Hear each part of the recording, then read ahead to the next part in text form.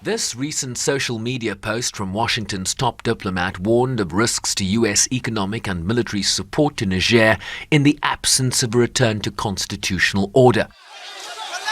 After the military junta defied an Ecowas deadline on Sunday to reinstate the ousted president or face military action. This was Antony Blinken speaking late last week. I don't want to get ahead of where things are right now, but we believe that the work that Ecowas is doing and the statements it's made are important, strong, and have our support.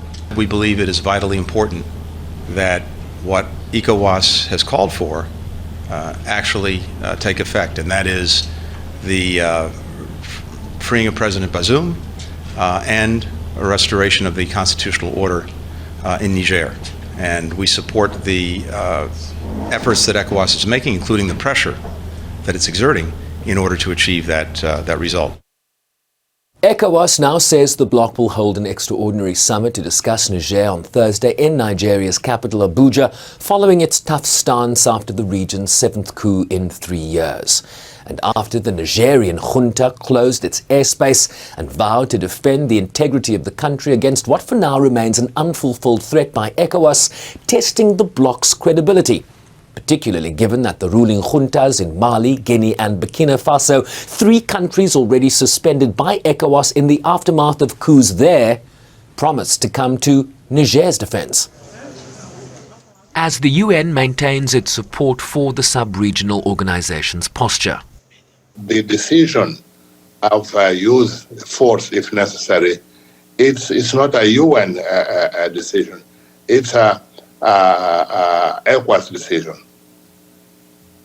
But what we value and we support more is that all means to find a peaceful solution for the problem should be used.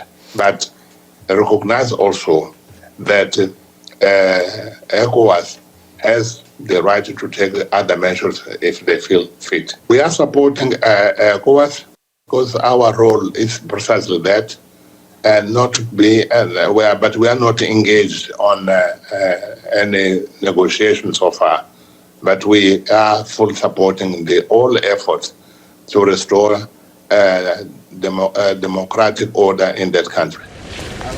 Adding further pressure on the junta, the World Bank announced it was pausing disbursements for all operations in Niger until further notice, in a country with significant humanitarian needs.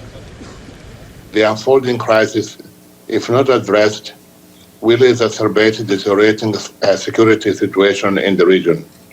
It will also negatively impact the development and lives of the populations in a country where 4.3 million people need humanitarian assistance. Niger and the region do not need coups d'etat. Some 4.3 million people in Niger, the vast majority of whom are women and children, need humanitarian aid.